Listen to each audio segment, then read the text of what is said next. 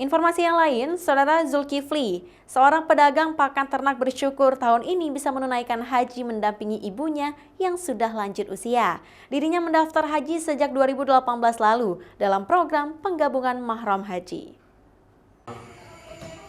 Berbekal keteguhan menabung uang dari penghasilan penjualan pakan ternak dan pupuk, Zulkifli, seorang warga kampung Prada, Banda Aceh, bersyukur bisa naik haji tahun ini. Dirinya mendaftar haji sejak 2018 lalu dalam program penggabungan mahram haji. Sebab ibunya sudah lanjut usia sehingga ia bertekad mengumpulkan uang agar bisa mendampingi ibunya yang sudah lama menabung biaya haji dari hasil pensiunan ayahnya. Ini merupakan panggilan perjalanan haji yang kedua bagi Zulkifli. Sebab tahun lalu ibunya Zulkifli, Siti Katijah, alami sakit sehingga mereka menunda perjalanan haji. Tahun keduanya ini kembali mendapat kesempatan untuk menjalankan ibadah haji. Pekerjaan saya berdagang pakan ternak dan pupuk-pupuk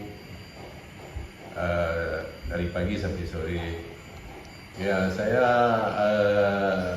berusaha untuk menabung setiap harinya sejak 2018 hingga sampai saat ini, hingga mencukupi untuk keberangkatan haji. Ya, persiapannya yang saya lakukan selama ini adalah ketahanan fisik, yaitu melakukan perjalanan tiap pagi setelah subuh sekitar 4 dan 6 kilo.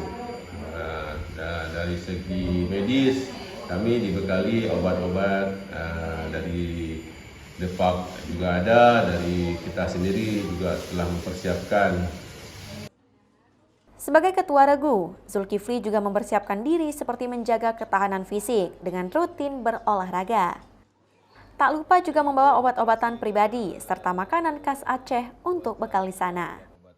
Zulkifli dan ibunya akan berangkat pada Sabtu mendatang. Mereka masuk dalam kelompok terbang pertama yang berangkat dari Banda Aceh.